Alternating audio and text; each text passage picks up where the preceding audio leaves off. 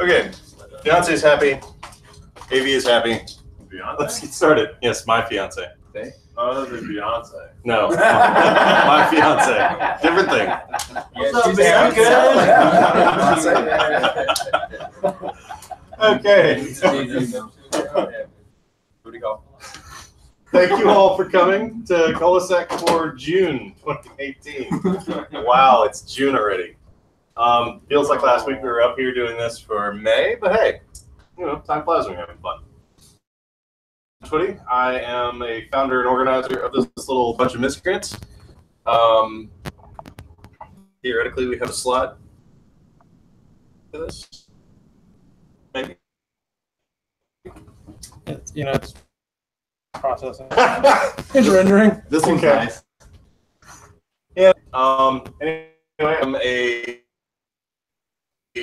general information services out in Chapin, soon to be here, right? I don't know what the hell we're going to be called, but we just merged, so stay tuned. Corey, you're next. We're out of order. We need to fix that. Use the new link. You messed up. I've shuffled There's a new link, yeah. We use our. Studio Engineer GS.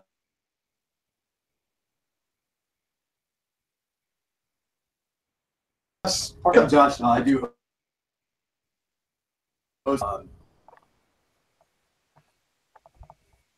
a new stream. David Girl, server. And,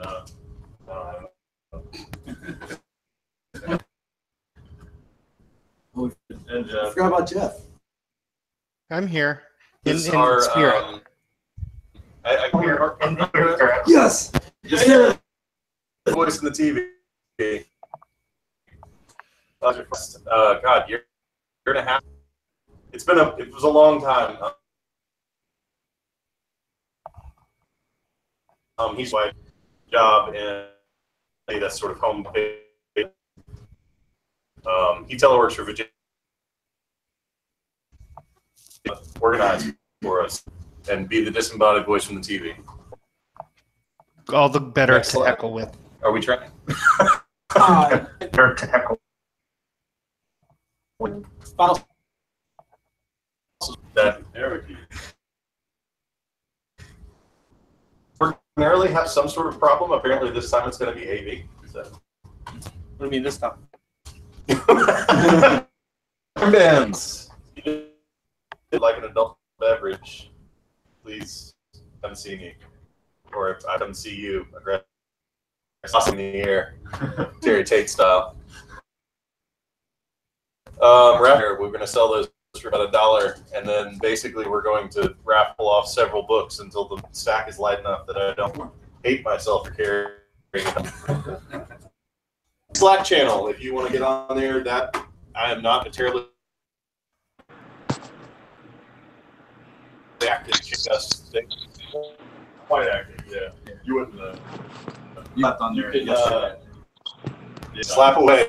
I've not logged into Slack in like 8 months. I think, Corey, correct me if I'm wrong, the best way to request access is on our website, ColaSec. Over the top banner, there's a link you can click on and register because it's an invite-only kind of approve-only or whatever.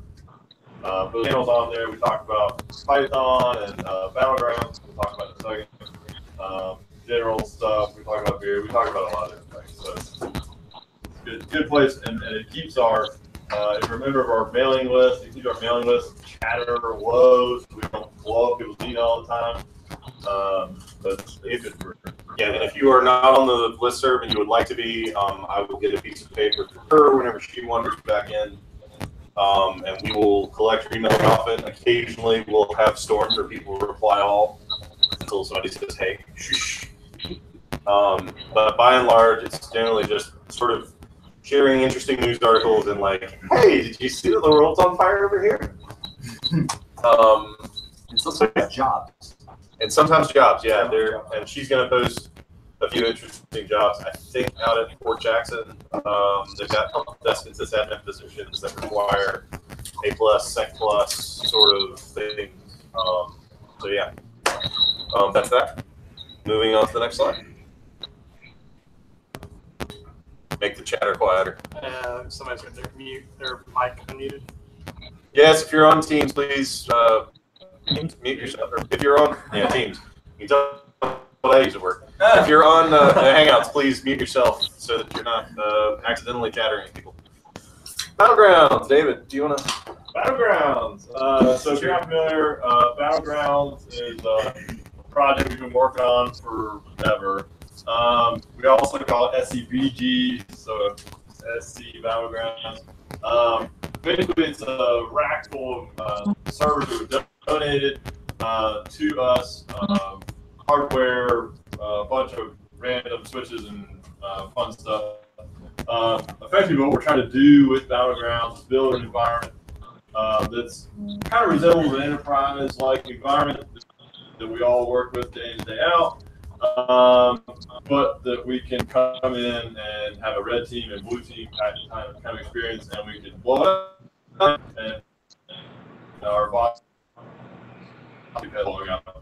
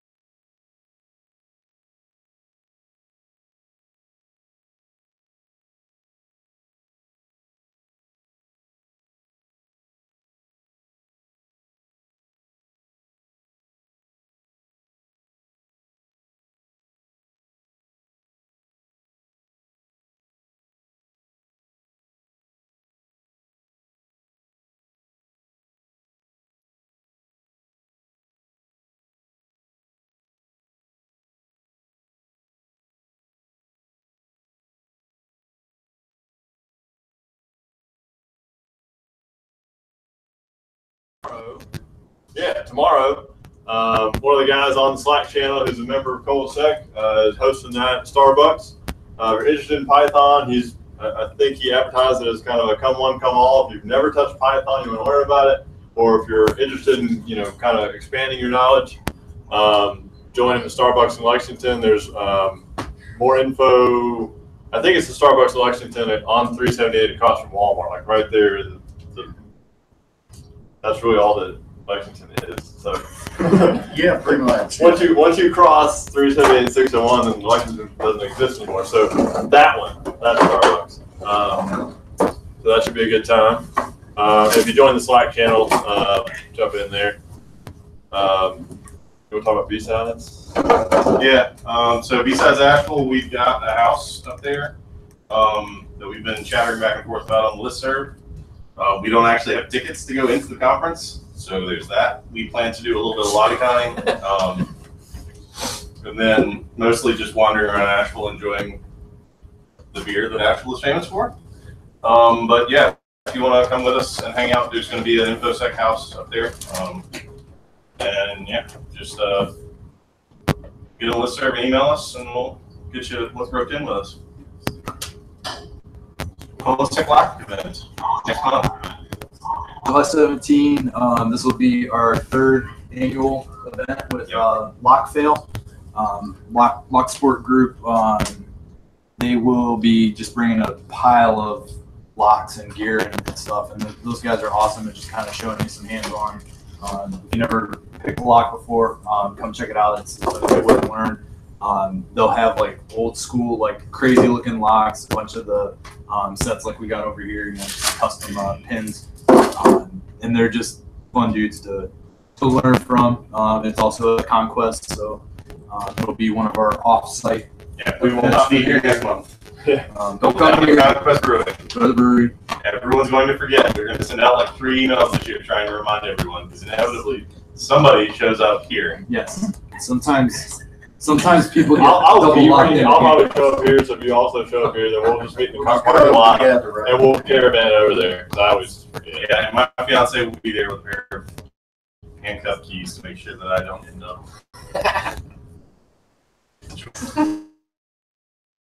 And then the Cola. Sure. Yep, I don't know what the topic is. Okay. You should probably get one. TBA. TBD. Yeah, they made it Cut County. It's a good time. Moving up. What's today?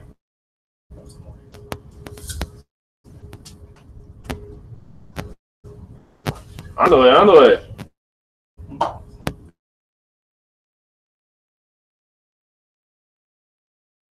Clicking right arrow, huh? He's Hey, you gotta get it figured out. Maybe Hulk smash! in the news. Oh, I did it twice. You skipped it. Oh well. All right. Well, the other gotten the book thrown at him. They're talking about sentencing him to 70 years in jail. I was using and shut it down. Then he came to Vegas, and when he was going to leave the country, the FBI said, no. He's been wearing an ankle bracelet ever since. And yeah, they're talking about it's like 70 or 80 years worth of sentencing. They're like cumulative that they're charging with. So Wait, I thought he was the good guy. right. Well, his story is really interesting. I'd go dig into that if you want to look at some interesting white gray hat hacker things and the strange amount of weight that we throw at people that violate those laws. You honestly would get off better just shooting someone. It's going to be a lighter prison sentence.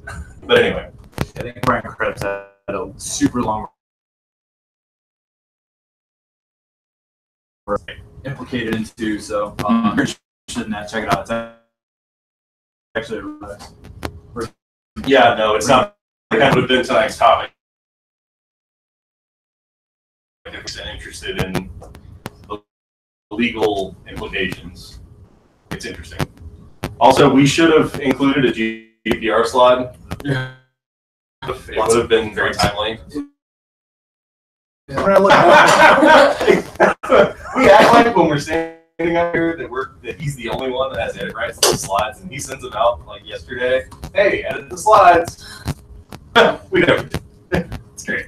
Just plain boring. It's fun. We had a nice graphic here, and GDPR killed it. And broke OSINT. Oh, yes. Who is dead? Who has been taken out to pasture at this point? Any other interesting things in the news, InfoSec land that we're missing out on or not remembering? Did anyone ever solve VPN filter, or is it still out there?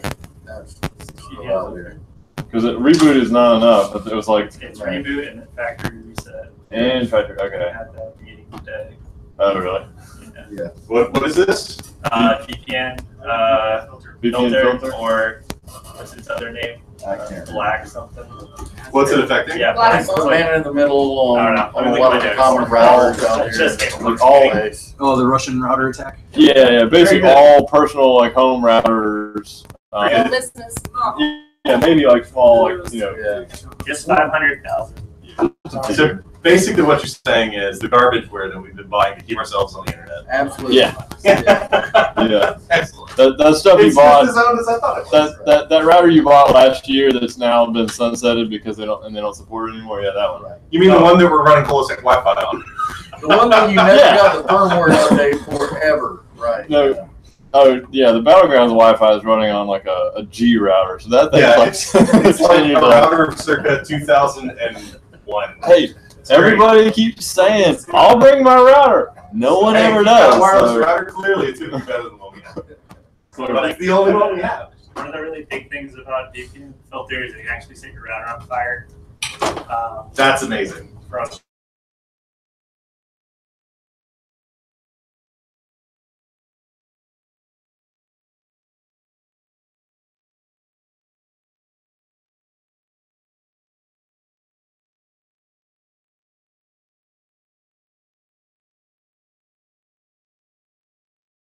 use stag to like get back the home router.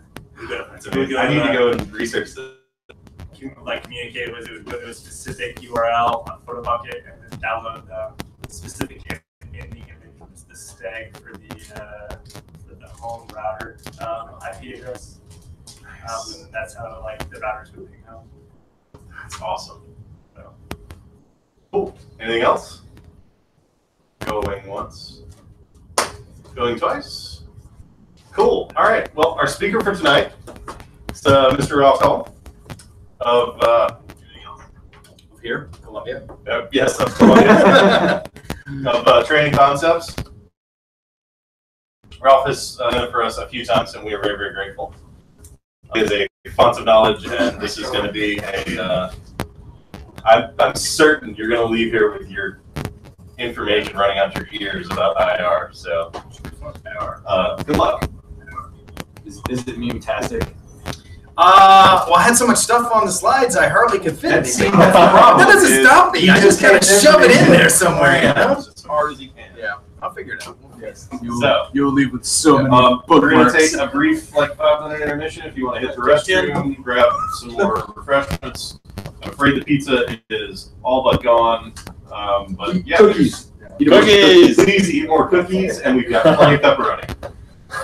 Or we won't, because Do the sponsor thing, Adam.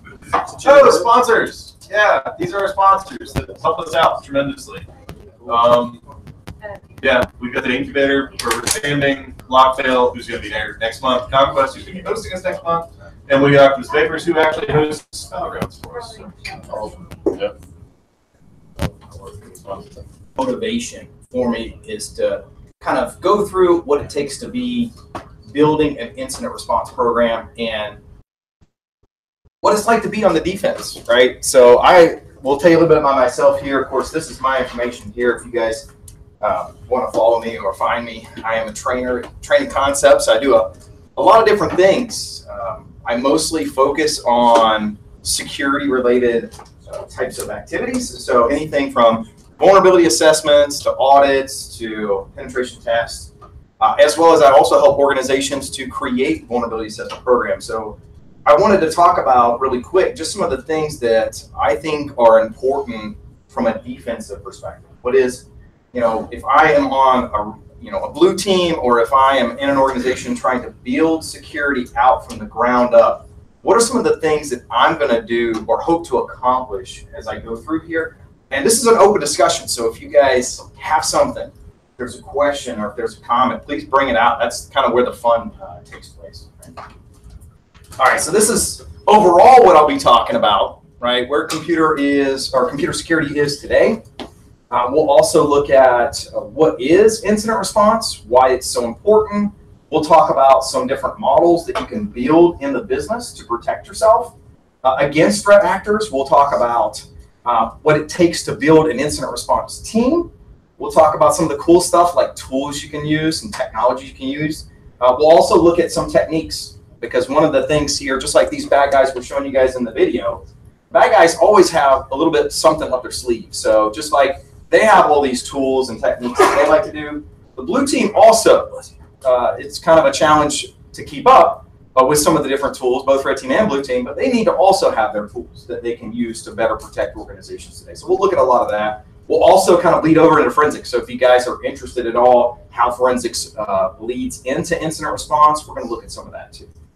All right, so we'll start here. Basically, where is the current state of information security today? The current state of it, you don't have to go far to look. There's lots of good sites out there that kind of detail breaches. I would say usually on average about twice a week, if not more. I try to go to sites like privacyrights.org and kind of look at some of the data breaches that are happening, just so I can get a good idea of how attackers like to attack. What's their purpose? What's their model? I frequently visit the MITRE ATT&CK website and kind of look at some updated new techniques that are out there, some of the tactics, and we'll look at some of that coming up. But the thing overall, an overarching thing that you'll see a lot in incidents today, security incidents, is that hacks are growing, right?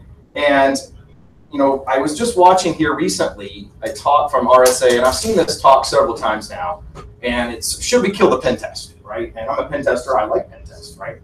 It's fun to break things down and see how they work and stuff like that. But ideally, the talk, if you go look it up, it's an RSA talk, and it's been at several different conferences over the last couple of years.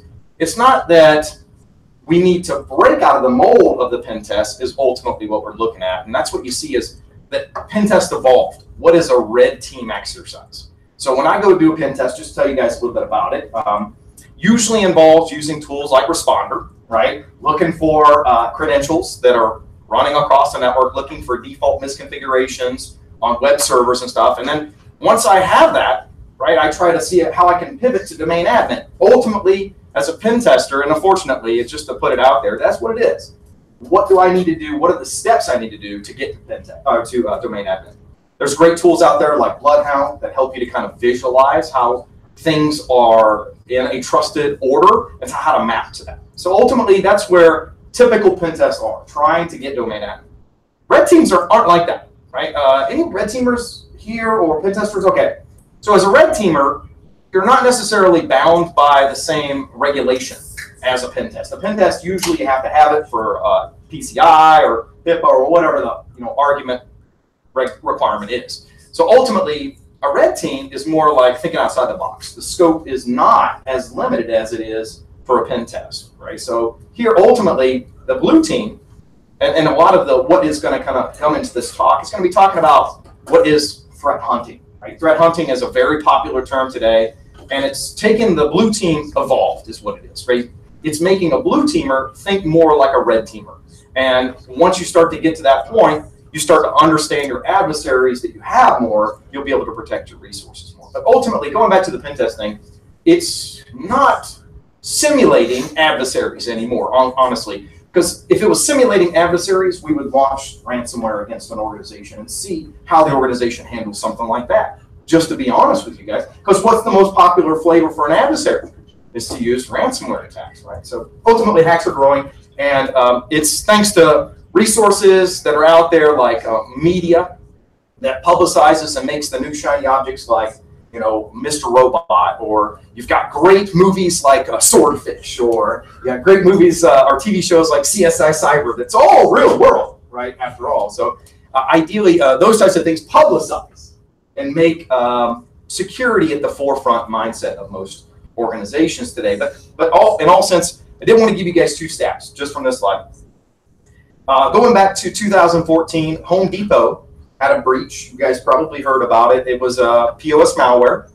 Now, typically with these types of breaches, and of course there's been lots and lots of these in the past, look at Target. The estimated cost of the breach in 2014, of course, for Home Depot was $180 million, right? Take a guess to how many millions of credit cards were stolen with that breach. Just take a throw out there. No. How many million do you think? Hundreds. Oh, that's a little high. I was like, I shouldn't have given you the million part. 53 million, right? So actually it was, 56 million. So 53 million email addresses, right?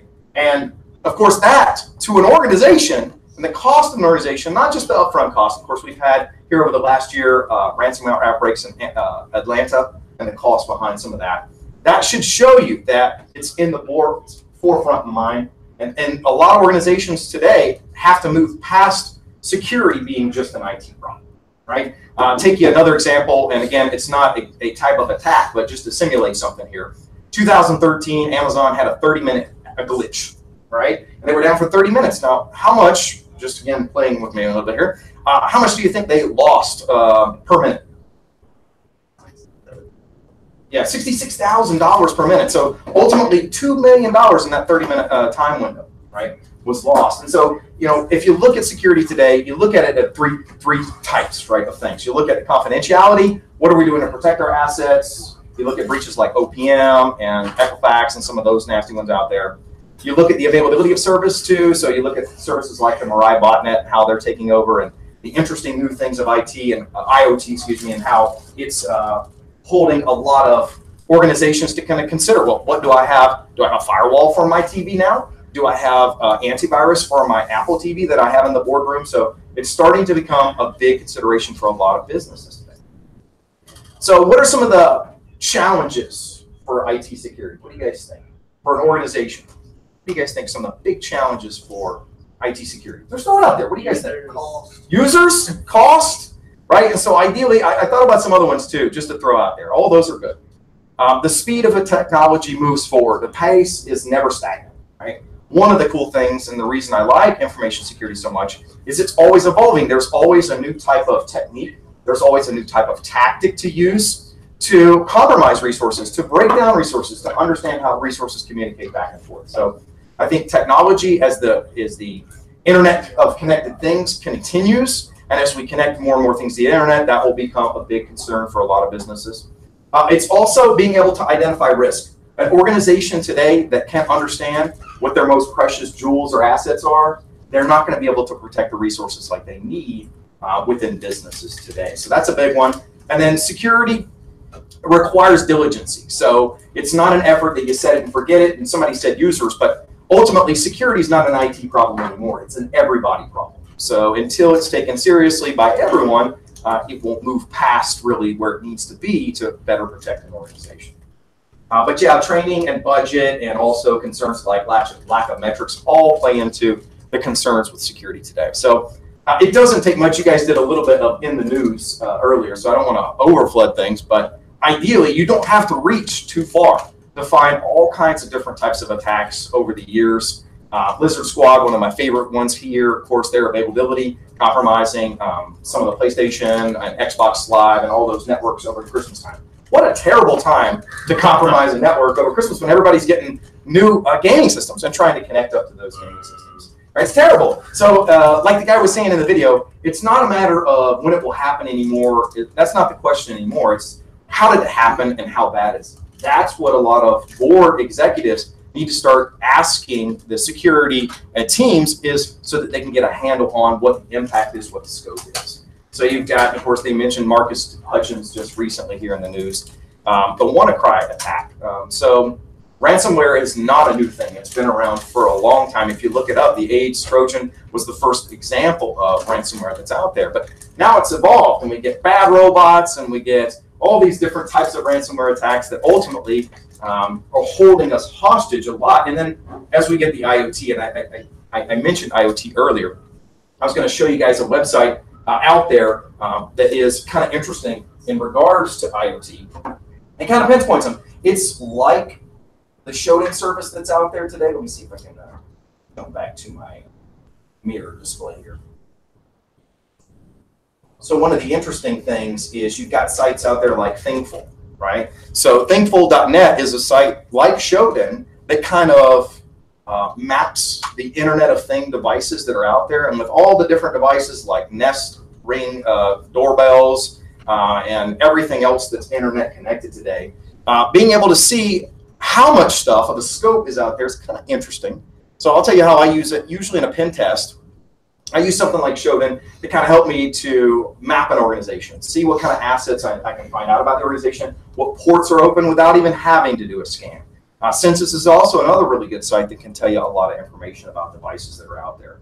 So the attackers probably more than likely are looking at these devices because they're quick, they're cheap, they don't have a lot of updates, firmware is relatively unsecure. They're looking at this as a pivot point into an organization by taking advantage of devices that don't know any better, or the developers that haven't put enough time and effort into something like that.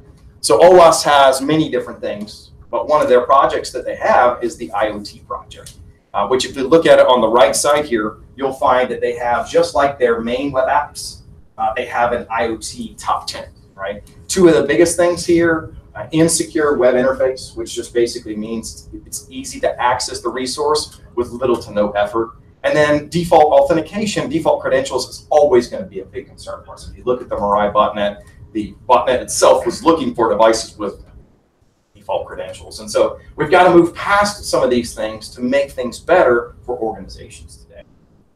All right, so that's kind of a lot of the motivation behind some of this talk here. Let's see.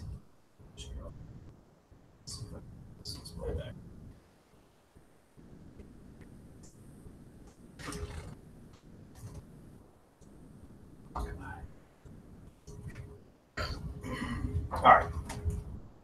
So again, lots of examples of this in the past of how attacks are happening for organizations, and of course, don't have to look too far for something. All right.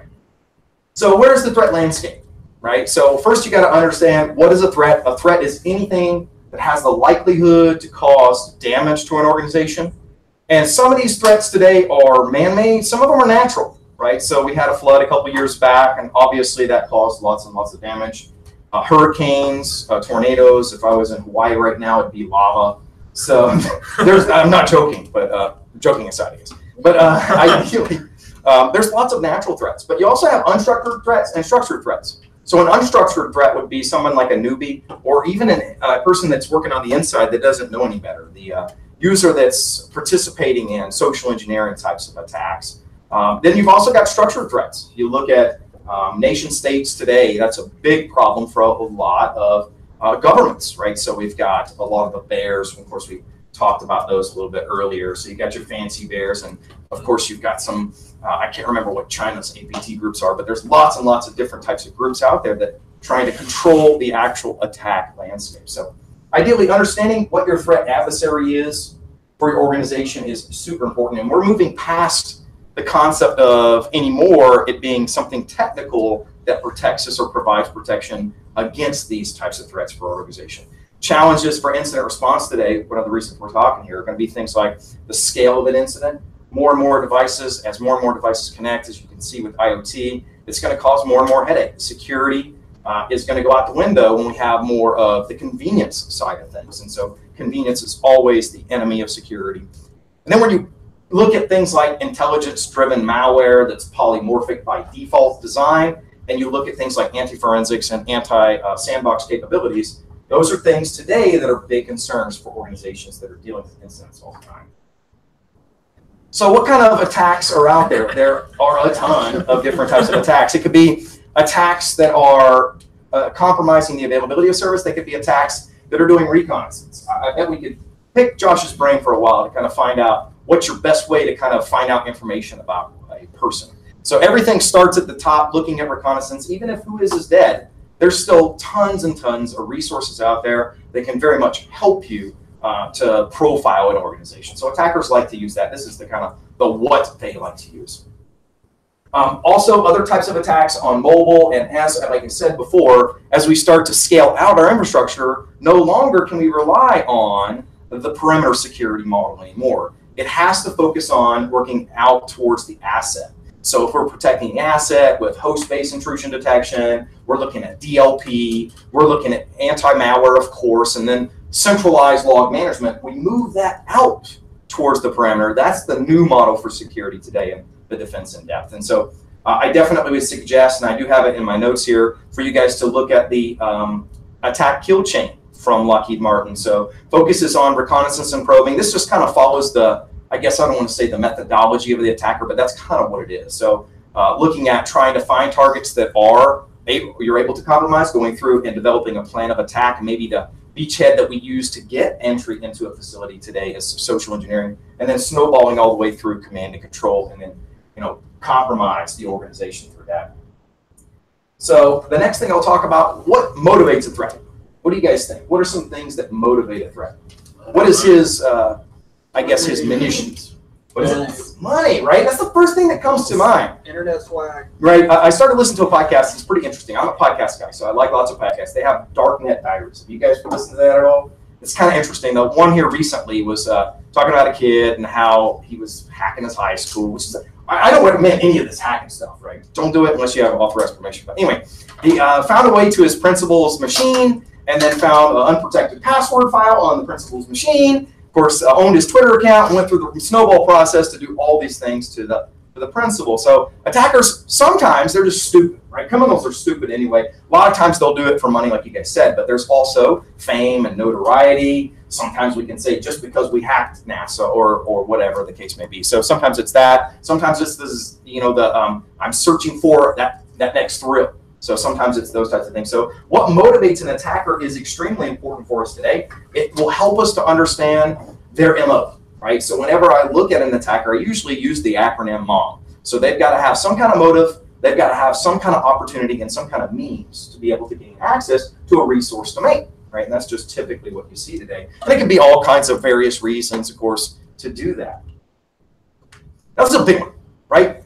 Who can give me some examples? I bet you I could just go around the room and ask every one of you, have one at least, right? So for me, I know what situational awareness is. But some people, they just have no clue. You ever see that person that just is like middle of the hallway, bent over in front of you, and they're like, oh, I'm right here. I'm trying to get by. I guess I'll say excuse me, or something like that. Or in the, the consideration of what's around you, right? I'm the kind of person, I like to know what's around me. So in the realm of security, if you're not aware of your environment, if you don't know what normal looks like, well, then you're not going to be able to know what stands out as not normal, right? Ultimately there, love the cats, right? I almost put one of the, when I did this presentation with a bunch of kids, I had one that was a snack machine. The best way to show risk to a child is to show them a snack machine with a snack hanging on by a thread. Because you know what they're going to do. Either they're going to figure out how to put their brother in the snack machine somehow, or they're going to try to reach up and grab the snack, right? So ideally, that's what we're looking at. Today, we have to understand risk. And to understand risk, we start with the basics, looking at our assets, knowing what those assets are, and knowing how to better protect them through things like classification of your assets, just knowing what your assets are. And usually, what I demo here is the CIS critical security controls. So if an organization, again, we're going to have lots of lessons coming through this. One of the organizations that I help a lot, I'm going to show you guys this real quick. I'm going to burn all my links right now so you guys can see all those. Okay. So if I'm showing organizations today, the first thing that they go to make sure that they know about what type of things they should be developing in their security programs is the CIS critical security controls. Okay. So number one of the CIS critical security controls is what? Inventory. Right. So if you don't have a good plan of action of knowing what you've got, then you can't protect it. So ultimately, I say this as a joke, but I've seen too many times where there's been switches in like lending closets, right? I've literally done a pen test on an insurance agency that had an old server in a bathroom closet. I'm like, I don't quite understand, but for sure there was no reason to be there, but it was still there, it was still connected, and it was, believe it or not, running Windows 2000. So ultimately, those are the things we're concerned about, so not knowing what's out there and then worrying about that coming back to bite us. Number 3 is also super big. So if you guys aren't right now building a vulnerability management program, you should probably look at that, right? So ultimately, what aggravates me a little bit is some organizations will call a vulnerability assessment, or they don't have a vulnerability assessment program and built already, and they want a pen test, right? But if you look at this list, pen test is the last thing you want, right? Because ultimately there you don't know what you've got, you don't know what the levels of criticality are. Really just are jumping the horse before the cart type of stuff, right? Ultimately today, I also tell some people that, with me being in security, it's like the analogy with that hammer and the nail, right? When you're all nails, when you're a hammer, everything's a nail, right? When you're in security, everything's a vulnerability, right? So ultimately there, with security controls, you've got to have a good strategic action in place to start preparing for somebody. I also say know your adversary. So one of the best attack frameworks that's out there, and there are a lot of them, we'll talk about threat modeling in just a minute here, is the attack matrix. So if you guys haven't been here, this is a site that I stalk all the time because they're always updating it. It's a really good site to know about. So I'm going to show you guys how to work through this. And of course, you can come in here and look at all the this stuff later. But if I'm going in here, they have the Windows techniques matrix. I'm just going to demo this one real quick. It's kind of hard to see, I guess. But ideally, what you have here is the tactics at the top that a bad guy likes to try to accomplish, right? As a bad guy, we might try to pivot into a network, right? We might try to maintain persistency. We do all these things as attackers, right? Well, below that, you actually have the tactics, right? So how do you do that, right? So if I go in, I want to maintain persistency, I might install a bootkit, right? Or I might go through and look at the order in which DLL is there to try to hijack DLLs, okay? Persistency is key for an attacker because that lets him come back, right? Same thing for pivoting and lateral movement. So I want to move around, I've got to be able to have ways to route from that box to another box and then route that traffic through maybe a proxy or something like that. So there's lots and lots of methods here that you can discover. And I would suggest, if this is very new to you, kind of start Googling some of these. Like here's one that I'm talking about for execution. So in the environment where maybe there are some whitelist or some type of measure of protection against the environment, and I'm not getting anywhere with execution. So I've just chose the Reg Server 32 executable or DLL registering that you can do inside of Windows. And so what this allows you to do, of course, you can read through each one of these. This will allow you to open up and call out a URL link. So if I had a script somewhere that I wanted to execute on the system, I could use a native signed Windows binary to be able to do something like that. So the examples, they kind of talk about it here. And of course, they also, and the cool thing about the attack matrix, it gives you mitigation techniques you can do and how to detect it. Okay. Another thing I would suggest as you go through this is see how they have all the groups that kind of currently use this. You can start pilling into those groups like APT32 that's using this particular technique, so you can start simulating that in your environment. Go. Here, wondering what site was that had all those techniques and everything? This is the attack. If you look up MITRE attack framework, you'll find it's the first one there. MITRE? Yeah, MITRE attack framework. And then once you get there in the middle of the page, there's all the Windows attack techniques and Linux attack techniques and such. So then from there, if you're trying to simulate some of this, there are lots of resources. I'm going to give you guys some more, like Caldera. Caldera is another option that you can use to simulate some adversarial type of interaction. This is another very popular one. You guys heard of the Red Canary. They have their Atomic Red Team. So these Atomic Red Team, they have a GitHub repo that's got a bunch of scripts that you could run, safe scripts, okay, that you could run in your environment to see if your network security monitor mechanisms are picking up on that type of activity. Okay? So in this example here, if I go to the one I was just showing you guys, which is the Reg Server 32 technique right here. Usually, yeah, here it is. It gives a unique ID associated with this type of tactic that an attacker would try. So then what you could do is under the Atomic Red Team, you could come in here and you can see the techniques right here. So you click on it, and of course you can download the whole repo, but it talks about the attack, what the attacker is trying to do, what's his motivation, all those types of things. And it even gives you the scripts that would execute, right? And it's not malicious at all. All this is trying to do is see if your network security monitor system is going to trigger on that event, okay? So no longer are we going to want to hire somebody to do this. We can start thinking and looking for red team automation types of tools so that we can tune our security monitors to see if they're actually grabbing this resource, right? This content. So I think that's a really good one. If you want to look more in those groups, attack the website. If you go to attackmitre.org and you go to the wiki and groups, they actually have all the APT groups too. So if you're trying to simulate an adversary, you might read up on that adversary. We talked about that a little bit in the beginning. And then you can kind of discover how his techniques are. A lot, and I know this is probably obvious to some, a lot of attack detection is trying to figure out how things match. Pattern matching is what it is. So if you want to simulate an attacker and see how resilient you are to an attacker, you got to know what an attacker tries to do, ultimately. And that's what this APT, the grouping of APTs that constantly updates, kind of gives you a little bit. Okay. I'll go ahead and jump back into my presentation over here.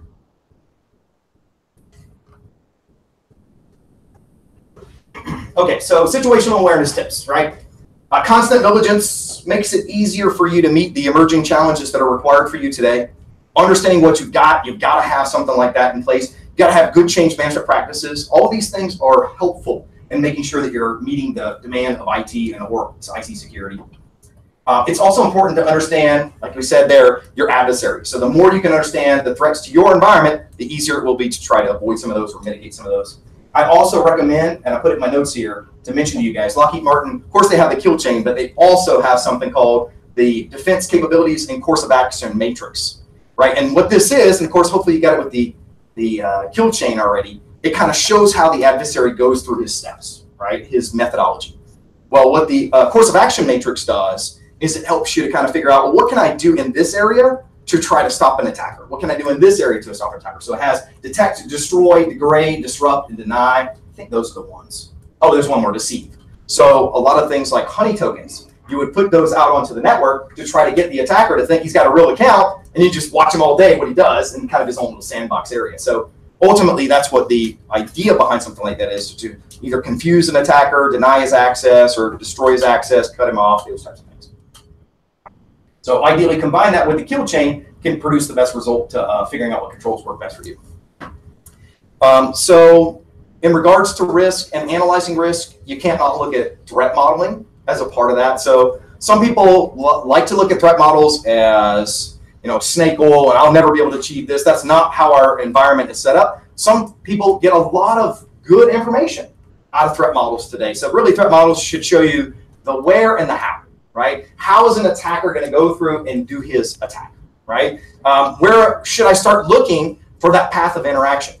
There's a great white paper, and I think it was from a guy from Microsoft that said that blue teams oftentimes think in charts or lists, excuse me, whereas red teams oftentimes think in charts. Okay, so that's why it's so important for us to kind of do that purple team thing, which a lot of us kind of probably heard about in InfoSec, is the ability for the blue team to come over to the informed side of the red team, and then the red team to get onto the blue team side so he can, you know, sharpen his skills a little bit better. So our ultimate goal here is to embrace a model to which we can identify the threats faster and mitigate the impact and make it as small as possible for an organization. So a lot of those sites like the Attack Matrix and Caldera and some of the Red Canary tools that I showed you guys there, that will help you understand the adversaries you're trying to simulate. You guys heard attack trees before, right? So usually, typically, when you're in incident response, you go through and you build things out in your playbook based off of adversarial simulation, okay? So a lot of adversarial simulation is done through the use of attack trees. You can use, Bruce Snyder has free and open source, the Sea Monster tool, something similar to this where it lets you go through and model an attacker. And your ultimate goal here is to have a visual aid to understand how the attacker attacks things, right? Ultimately, you want to be able to get from this prioritization as well. So here you can see, and again, like I said, if you're a hammer, everything looks like a nail. You need to understand with incident response the importance of prioritization. So that's huge. Assigning monetary loss. So one of the things as a pen tester that I ask almost, during the scoping meetings and such is, what is the thing that keeps you up at night? What is the most important thing for you to protect within your business? Because that's what I'm going to try to attack. And that's what the adversary is going to find eventually as well. So those types of things, using something like this, make it much simpler to digest than not doing it at all, right? Same as network diagrams. They make it much easier to troubleshoot things within enterprises today. So we can implement threat models for a more proactive approach to things. We can make it easier to visualize threats. And there are models out there like Stride and Trike and some others that help you to kind of follow that mentality of what type of things would an attacker try to do with my organizational assets. So faster detection Improved regulatory compliance, because a lot of this will uncover things that weren't there in the forefront of our mind right away, now become a big concern of ours. All right. Some people also say security intelligence is worthless, but I think ultimately there's no such thing as, I don't know, bad intel. I guess there is some bad intel. I shouldn't say that, I guess. So everything has to be vetted, right? Everything has to be digested within your organization today. If you guys aren't following any of these open threat feeds, Alien Vault's Open Threat Exchange is a really good one to follow.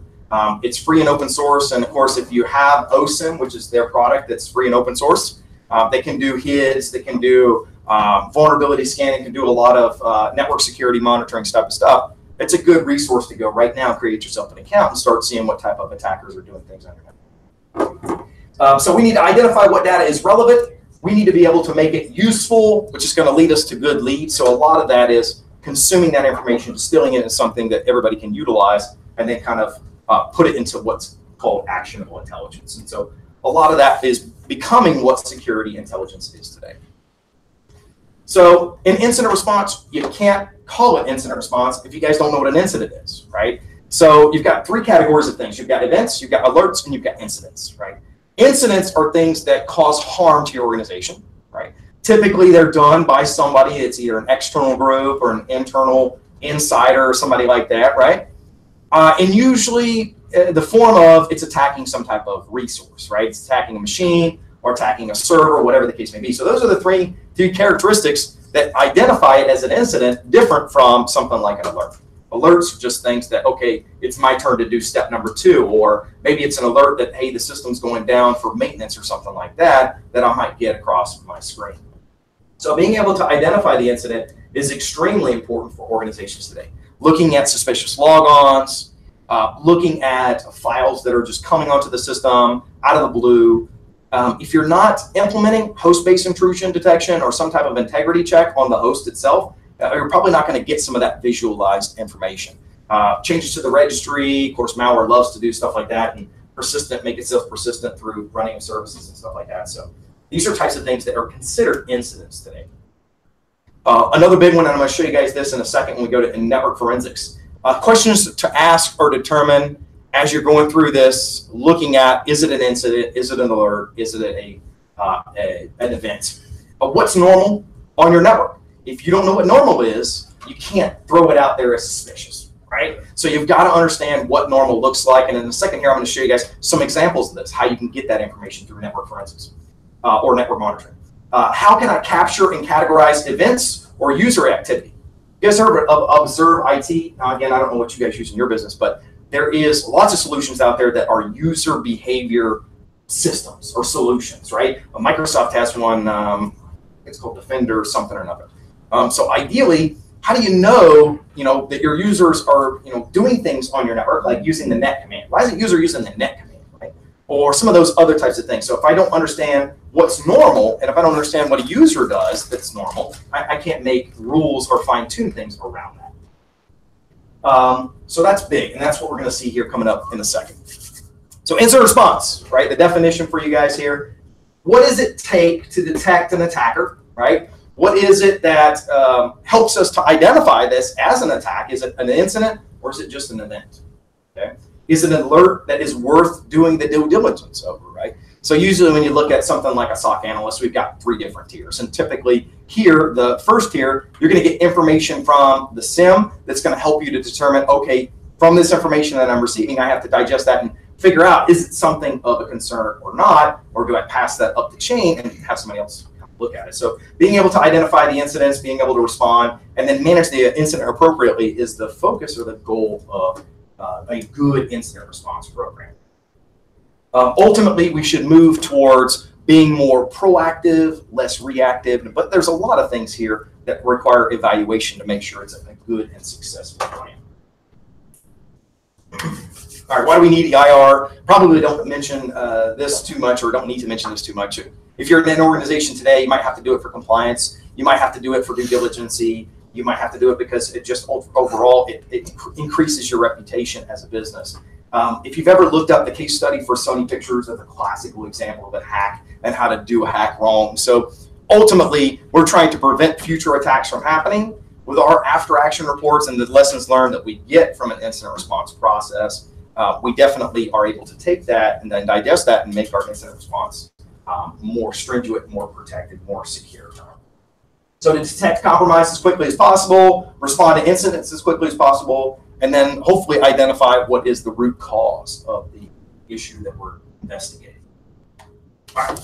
So this is what the NIST defines as an incident response life cycle. So if you look up NIST Special Publication 861, right, it references the steps of incident response, and it starts with preparation. So I do this class, it's about a 3-day class, it's just on incident response, and one whole section we spend on preparation, right? One of the big areas of this is the 3 A's of incident response. And the first A of incident response is ammunition, right? Just like a hacker has his tools of choice, a blue teamer should have their tools of choice as well. And so ultimately, the ammunition part is the preparation. Do we have the appropriate tools that we need to provide guidance and to walk us through things in an incident? So I'm going to show you guys this as an example real quick. Awesome website.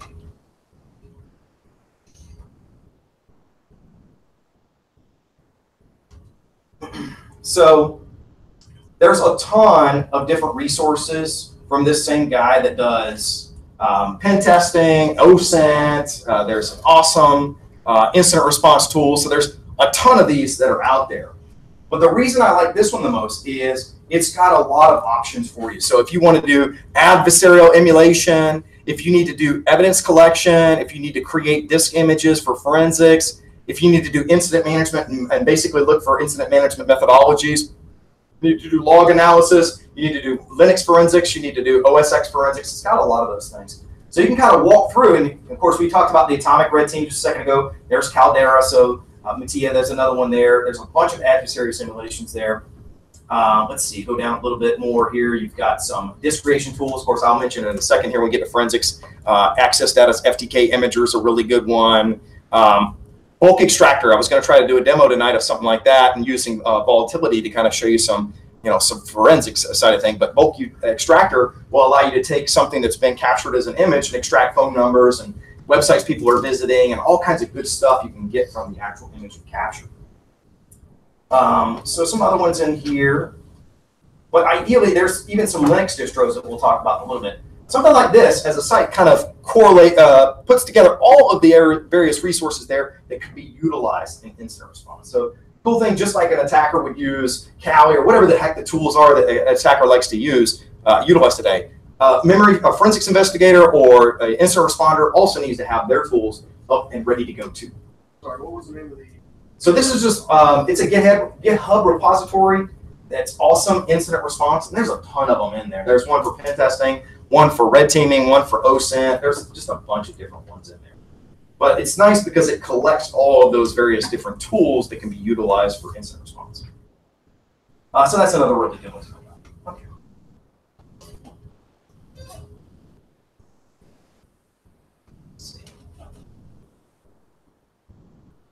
So as we look at something like that, the preparation is making sure our tools are up to date, making sure that we have the information that we need, the leads that we need, the understanding of how an adversary would compromise us. All of those various things kind of come into the preparation phase. The detect and analysis phase is more going through our alerts and making sure that we're fine-tuning them so that we can't detect an attacker once they try to compromise our resources. That's not just one thing, right? So obviously log management is going to be a big part of that. Network monitoring is going to be a big part of that. NetFlow analyzer is going to be a big part of that. So there's a lot involved with that process of analysis. And then our ultimate goal of an incident responder is containment. We want to contain the threat, and we want to get back to normal or get back to recover as soon as possible. And then our last phase there, of course, is what did we do right and what did we do wrong? So in the recovery or the after action reports, lessons learned, whatever you want to call it, we're going to document the steps we did ultimately that will help us to be sharper next time, be more proactive, what we did wrong, what we could have done better, all those types of things follow the suit at the end. Okay. So here's another example. Alien Vault has one of their incident response models, similar, I guess, in regards to what our overall objective is, but it's oriented towards the ODOOP loop, and the loop part of it meaning that it was created and designed, like incident response, to be a life cycle. something that continues after the actual part here where you act and you actually evaluate how you acted based off of the incident, it starts back all over again and making things a little bit better. So ultimately here, I put that one in there just as a example of an alternative one. So you observe, use network security monitoring tools like Security Onion or OSIM or something like that to evaluate, do I have vulnerabilities in my network? Can I analyze who the top talkers are through things like network analysis or NetFlow data? Then orient, so what's going on? In a global sense, we need to do, if we're not already doing threat teaming or threat hunting, we need to be able to start researching how an attacker would get his access to our networks. One of the things that's important is for us to get in the mindset of the attacker.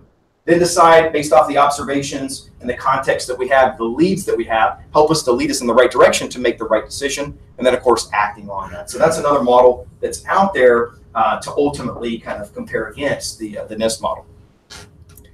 So looking at the benefits, similar to why we need an incident response program, respond to incidents as quickly as possible, identify the cause as effectively as possible, understand the scope, and understand prioritization. So these are all things that are super important to making sure that we follow the trail of the bad guy, so to speak. The advantages of setting up a proper incident response program equip us with the information that we need so that we're not running around with our head, chicken with our head cut off in the case of an incident happening, that we can look at events and then track the breadcrumbs back to where an attacker gained access to our resource environment. So something like that would be useful for us. If you haven't read The Cuckoo's Egg, it's a good book to read that kind of talks about old school hackers and how they got around. And it gets you in the mindset of an attacker, at least looking at how an attacker goes through his chain of thought. Skills and technologies required to tackle an incident, that's also a part of this. If you build it up front and you prepare well, then it's less likely that you're doing things in the heat of the moment, which is also very important. And then also saves the organization, and usually we like to throw out the word RSOI or ROSI. So we get our return on security investment by making sure that the organization doesn't get sued or have to have some type of credit monitoring or something like that after the fact. So building out this infrastructure, the first thing we're going to look at, and kind of this is just a review for us, we're going to look at what we're doing to secure our data. So in the world today, we said that the challenge for incident response is that we're not just doing perimeter security anymore. So we've got to understand our relationships that we have with vendors, that we do with cloud providers, mobile providers, everybody that's around us. And so what are we doing today to protect our data, right? If you go to the data breach index, right, they've been tracking data breaches since 2013-14. And if you look at that website, it'll tell you that 96% of records that have been breached have no form of encryption whatsoever. So that means only 4% of those records that were breached were actually protected, okay? So ultimately, that's our job, kind of put on our superhero cape type of thing to try to do as much as we can to try to protect the company's data. But by doing that, we also get a little bit of personal benefit from that too. So we're making sure that we know better how to protect ourselves personally, both personally and professionally. Recover the incident as soon as possible to get back to normal operations. And that right there is what defines it a little bit different than computer forensics. So a lot of times we say we have computer forensics and incident response, and the two kind of go hand in hand.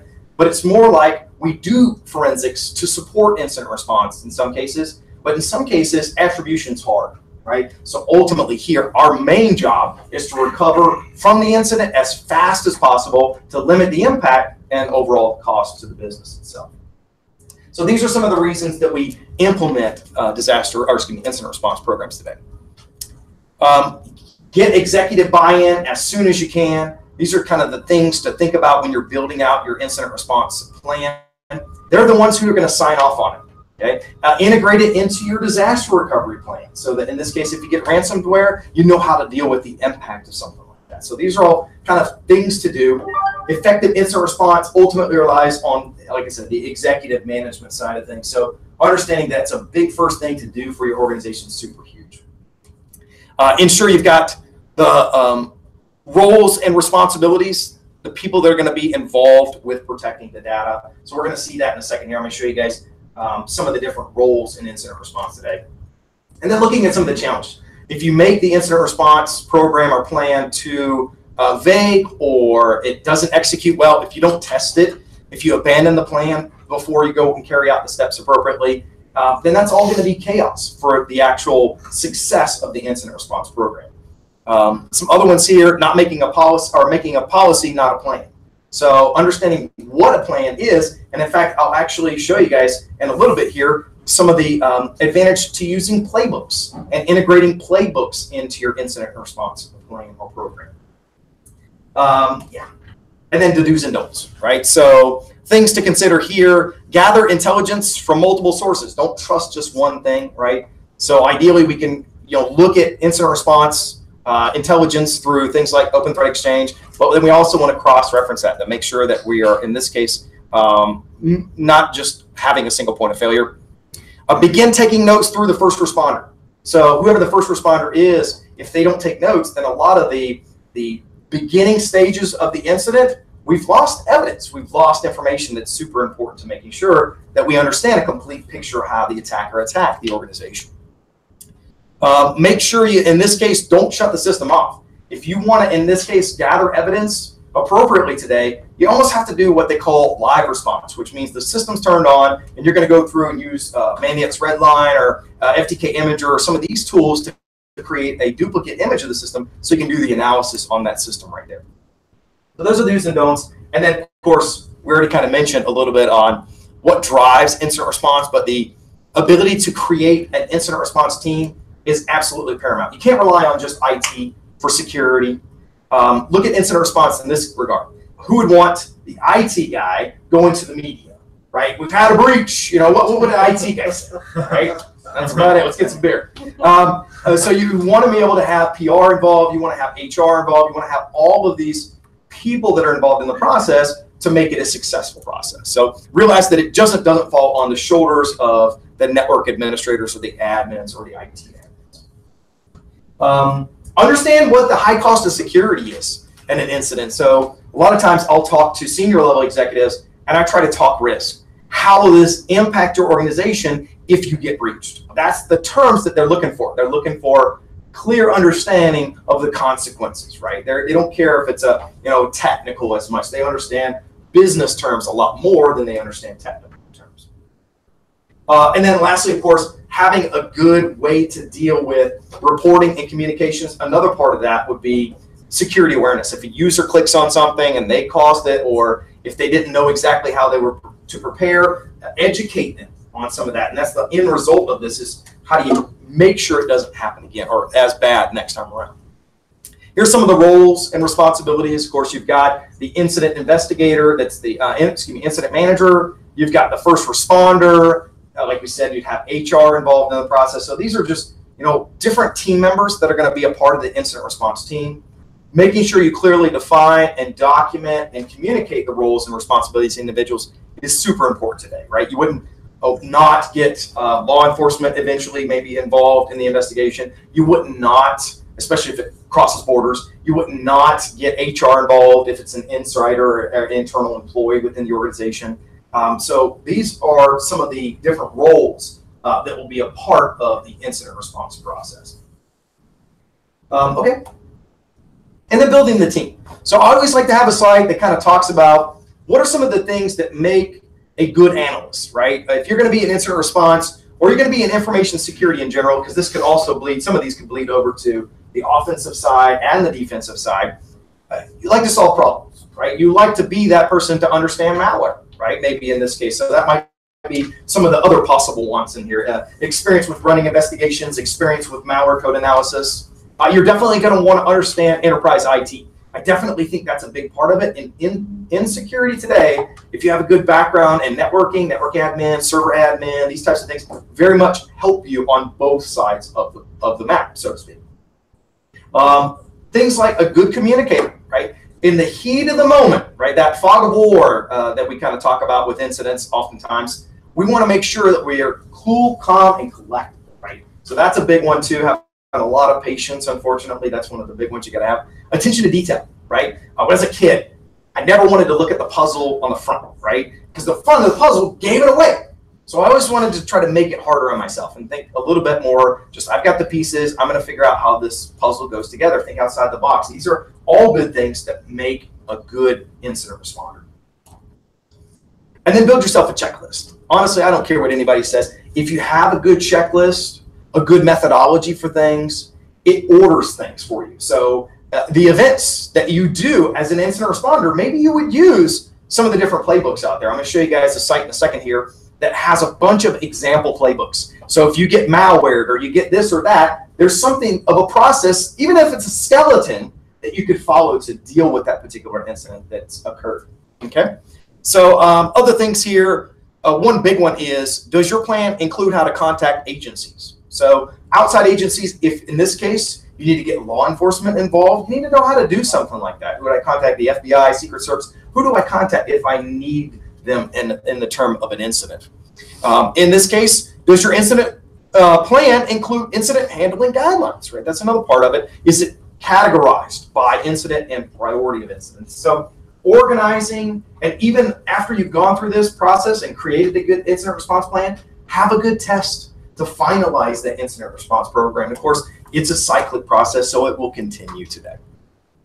All right, so now the how. So how do we do all this? How do we craft a good incident response program? We kind of looked at some of the tools. Part of that is creating and having the right job roles, the analysts that are going to be there to support the incident response process, the plan of action to take in the case of an incident. So what do we do if something happens? How does an attacker do some of the things? So we can start thinking like an attacker so that we can flip him on his head. If we discover him doing scanning or we discover him doing this or that, we have a form of an attack tree that tells us kind of skeleton-wise what his next step is. So we can anticipate that next step and cut him off of the pass. You guys get that, right? So what's computer forensics and how does this mix with it? So every time I've seen incident response, it's always digital forensics incident response, right? You always see it listed like that. So think of incident responding and incident handling with digital forensics, as digital forensics is the support action oftentimes for incident handling. So if you're looking at the steps, I put this in my note, step 8 is the actual incident investigation. But then about step 9, you start looking at data collection, evidence collection, duplication, start looking at memory forensics and some of those types of things to understand better how an attacker is doing what he's doing. So it's important today to have a good computer forensics analyst on staff that can help us walk us through some of these problems that we're having with incidents today. All right. So that's what this slide is. Basically just what are some of the needs for computer forensics and handlers of computer forensics today. Okay. So what the process looks like, if you're a computer forensics investigator, it might be, if it's crossing boundaries that are beyond what you're capable of doing, it might be that first one, right? Obtaining a search warrant. If it's internal asset discovery and manipulation, if it's an insider, then maybe not that. But definitely a first responder, the person that's the first person on the scene of the crime. They're going to interview the witnesses. They're going to go ahead and lock down the system, isolate the system, and then start the forensics process. Big part of this, of course, acquiring the data and then getting to do the fun stuff, the analysis of that data to try to kind of create a timeline of events that the attacker tried to do to compromise the resources. And maybe it gets to that last part, like maybe testifying in court as an expert witness. The key tenets of evidence collection, which is a huge part of that, never deal with the original evidence if it's going to have to go to court. So you always want to make sure you don't alter the evidence in any way. We use hashing to validate that we actually have a correct duplicate of the evidence, and then document everything. If you didn't write it down, guess what? It didn't happen. So this is some of the things here that we would definitely want to do as forensics analysts. We would want to make sure if it's turned on, leave it on. If it's off, keep it off. Go through the process of making sure you create maybe a chain of custody. Understand that some evidence is more fragile, more volatile than others, right? So some of that becomes a big part of it as well.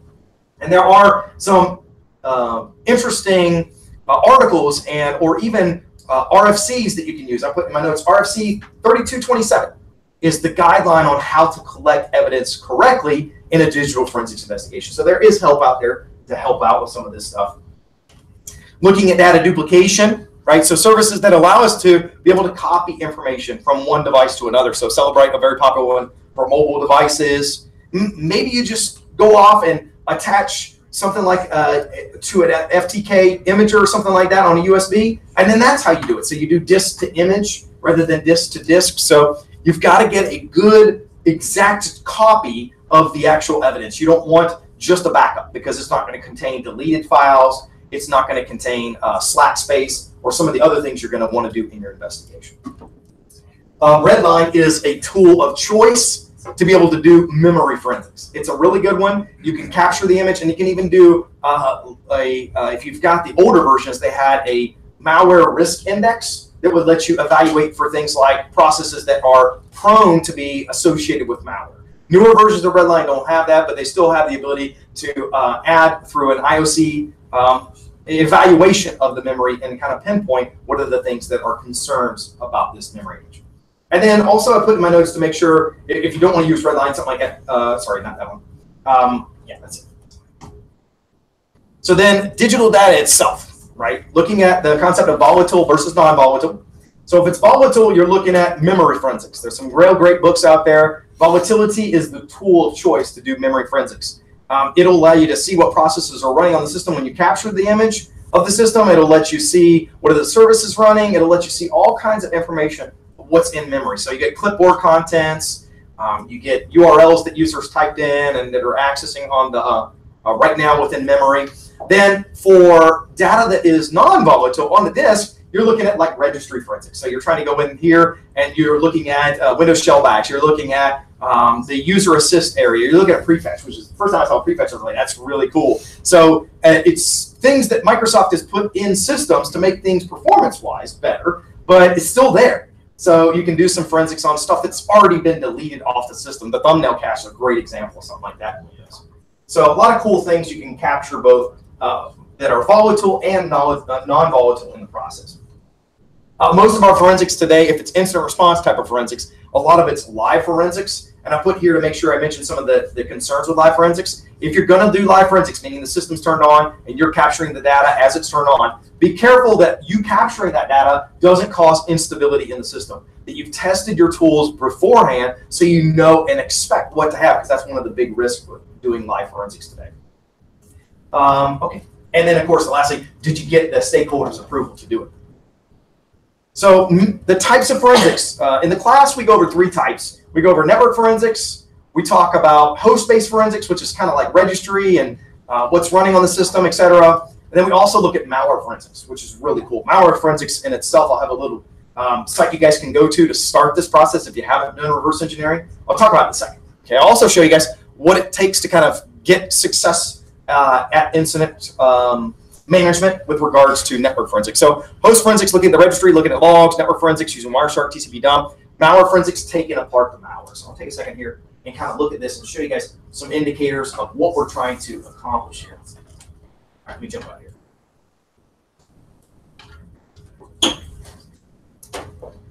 So the first one I want to show you guys, if you guys don't know, SANS has a bunch of good resources. If you haven't used their reading room that they have, a lot of good information can come from within the reading room. But they also have these cool posters. And a lot of times if you go to conferences, they'll actually have posters where you can take them with you, whatever. So this is one particular poster that I thought was interesting because it really does focus heavily on network forensics today. So when we're looking at our data sources for network forensics, we can get full packet captures, we can get net flow data, or we can get log files. And that's really the 3 big things that we're most interested in. Now, of course, you can use Security Onion. You can use the one that they're talking about here as an open source appliance that allows you to use the Elasticsearch, Logstash, and Kibana. So ideally, we want some kind of SIM. That's our first step to building incident response, is getting a SIM, even if it's an open source SIM. Okay, nothing wrong with that. So we go in here, we look at what are the types of things that we're going to collect, right? What are some of the drawbacks of some of these? So if you've ever captured full packet captures, right, they're super large, right? They're good for, though, a complete analysis of things that are happening, but they're super large. So I like how they put that. And if it's net flow data, you know, we're looking at the IP5 tuple. So we're looking at IP port, we're looking at some of the characteristics, but we're not getting content, right? So we're not looking enough low-level analysis to really understand what the data is actually doing.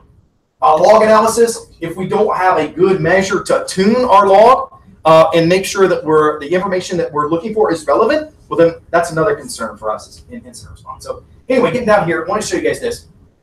So this is what a network based workflow looks like. So if you're going through and you're trying to, I should get a little bit better, sorry.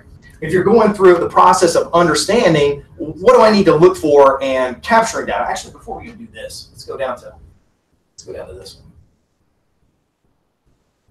Okay, so remember earlier I talked about looking for what's normal, right? Spotting abnormal, right? One of the areas that we look for that is through log analysis and or net flow data and some of the other things here too. So here they talk about knowing what normal is crucial to incident response today. So they kind of talk about that. So for example here, if you're looking at top talkers, right, within the organization, how do I capture that information? Well, I could use NetFlow, right? So Security Onion, other tools out there, they allow you to capture some of that NetFlow data. So what kind of information am I looking for? A list of hosts responding with the highest volume of network communications and volume and or connection count. And you can calculate that over a period of time. So usually when you're capturing information, you can't set it right away, get all the information you need. Got to get more of a statistical view of the actual traffic that's happening on your network. And then what can we do here is if we're looking for an attacker that's setting up a C2, we start looking for the conversations that are going out, right? So that's ultimately what's behind setting up and looking at NetFlow data to help us to kind of pinpoint those two connection points, that between the attacker that's pulling the data out of the resource that's inside of our internal domain, inside of our network. Another very popular one, because this one oftentimes is used for C2 traffic, is domains query, right? So we go off in there, we're looking at passive DNS log, and again, a lot of times it is logs or network security monitoring logs, and we're looking for domains as a starting point to look for attackers that are setting up C2 servers as a type of way to steal information or exfiltrate information out of an organization. So you can download this. I'm not going to go through them all, but it does give you an idea of what to start to look for. Most obvious one here is what's your typical port and protocol usage, right? If you don't know, in this case, what your resources are, you can have like a Trojan that is, in this case, allowing a rat, allowing an attacker access to a port on a system in your internal environment. So looking for those types of things, super important for us today for defense. All right, and then also here, it talks about what's a basic network process workflow look like. So as you go through and you're capturing the data, as a forensics analyst, you go through, prepare for analysis and derive data that will more easily facilitate the rest of the analysis workflow. So ultimately here, we're trying to capture as much information as is that we can distill it into something that we can use a filter to look for the data that's most relevant to us. Okay. Indicators of compromise, obviously you hear that one a lot. Establishing a baseline, seeing what normal looks like over time, and then measuring against that. These are all typical things you do as a network analyst. Now, if it's malware forensics that you want, I mentioned this site to you guys, or at least a site that you could go to kind of check this out. This is Malware Unicorn's basic reverse engineering malware 101. And it walks you through how to set up basically a VM to do reverse malware analysis. And it even walks you through some of the different ways and tools that you'll use for reversing malware. And so typically it's two types. You look at static analysis and you look at dynamic analysis, using tools like sandboxes to kind of detonate the malware and see some of the characteristics of the malware and what it does. This kind of walks through that. And that's something free you guys can go off and get today for free. All right. Running out of time. Right.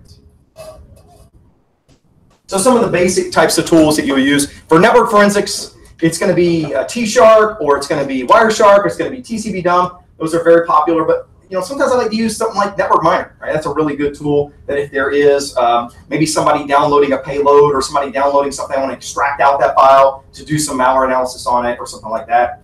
Network Miner does a really good job of some of that. If I want to do malware analysis, I've got malware platforms like Malware, or I can go off to VirusTotal, upload something to VirusTotal, at least the hash, and it'll give me a detailed analysis of the malware itself. So I could use something like that, or detonate it inside of a sandbox, something like Cuckoo. Lately here, it had been, I think it was Brian from the 7-Minute Security podcast that's out there. He actually goes through the steps to set up Cuckoo in a VM, and then actually walks through it step by step, so you can set it up on your own and have your own sandbox set up to actually do some of the evaluation of malware today. So it's a lot of that cool stuff, trying to understand, are we accurately able to detect an attacker when they're using a piece of malware? Are they using any kind of anti-analysis things that basically compromise the resource environment where we're trying to evaluate the threat. Those are all things we look at with regards to malware forensics today. For Windows forensics, I mean, a lot of these tools you probably have used before. So if you're going to go through and see some of the top commands that somebody has run from the command line, you could use DOSKey for something like that. It'll show you like it's like the history command inside of Linux. You could use ifconfig or ipconfig just to get some basic IP information. You could use something like netuse to see what map drives are. So a lot of this is collecting information. Tools like Recovia or PhotoRec allow you to basically recover deleted files. So if somebody, an insider has deleted some files and you need to recover some deleted files, you can use some of those tools. There's also lots of ways to hide stuff in ADFS streams. So attackers like to use steganography or ADF streams or other types of techniques to obfuscate some of the content. So you can use tools to look at some of that and evaluate some of that content as well. If you're looking at the registry and malware altering things like the startup keys within the registry or altering user assist or some of those areas, you can use tools like auto runs. So there's lots of that. And I would say one of the things I put in my notes to make sure I mention to you guys, when you're performing a collection, you want to minimize the time you spent interacting on the box. So one great way to do this, and I put it in my notes too, using PowerShell, using scripts for automation. The more you can automate some of these tasks, the faster your process becomes with regards to incident response. So PowerShell Mafia is a good one, PS Recon is a good one, PS Inspect, Power Forensics, all those tools there are all PowerShell driven, that are scripts that basically do a lot of these things for evidence collection. If it's Linux forensics, again, there's lots of log files that you want to look at. Maybe you want to use a dedicated Linux distro. There's lots of those that are for forensics. Kali, not so much. It does have some tools that are there for forensics, but it's more offensive and less defensive. But these are some good ones. Using some tools to capture the image. DD does that for us. Using find and grep to look through logs, MD5 or SHA, or any type of hash mechanism that can allow us to make sure we've got an accurate representation of the data. Those are all important. And I also put in here that there is, you can go to FastIR, collector for Linux, which is just a bunch of scripts that can automate this process a little bit further. So that's a good one. If it's OSX, there's OSX Auditor that can basically script some of this information and extract it out. Of course, you can cap your bash history or do the history command, see what kind of the services that auto start, any of those types of things in Linux. All right, so let's wrap it up. Proper incident handling and response requires the organization to handle it through some type of methodology. So if you're not using a methodology right now, you've got to have something that's going to aid you in incident response. And it might be that you use the NIST framework. It might be that you use the ODEP for loop. Whatever the case may be, you've got to have a good plan of action to accomplish the task at hand. Understand that the elements are cyclical, so it's going to change. After you've gone through after action, you learn from that, and you go back right up to the top. Define the scope of the incident, document everything from the start, test, and advise. All those are good things that you can do with regards to incident response today. Now, what I thought I would show you guys is, really quick, the NIST cybersecurity framework. Now, the way that it breaks things down is a really easy to digest model for incident response today. So it's react, respond, and recover. Now, of course, I've gone through the process of kind of just extracting those out for you. So react is, so you're being attacked. What do I do, right? Do I go through the process and review my incident response policy? Absolutely. It should be to that point, right? That we're ready to go ahead and start understanding what do we do first, right? Evaluate the situation. Is it an incident or just an event? Right? Those are things that we looked at earlier. Avoid FUD, right? Panic and or just things that would get us off kilter, right? Follow the plan. Those are the most important things. Collect information and documentation needs to be a high priority right away, and then take the appropriate action. And from there, we go into respond and recover. So request information about the incident, evaluate the situation, stop the attack. Again, that's our ultimate job as incident responders, and get the system back to a normal state. If we have to collect evidence, we preserve the evidence, making sure that there's it's done so in a forensically sound manner. Go through the analysis, go through the timeline to understand better how the attacker attacked. Go through and understand what the root cause of the attack was. Try to understand what could we have done better to detect that the next time, and then recover. Raise security expectations, raise awareness. Overall, what can we do better next time around? Create a plan to go through and make sure that we deal with that. I can't tell you how many times I've done a pen test and come back the next year, same thing again. So we've got to take an action in controlling the overall systems.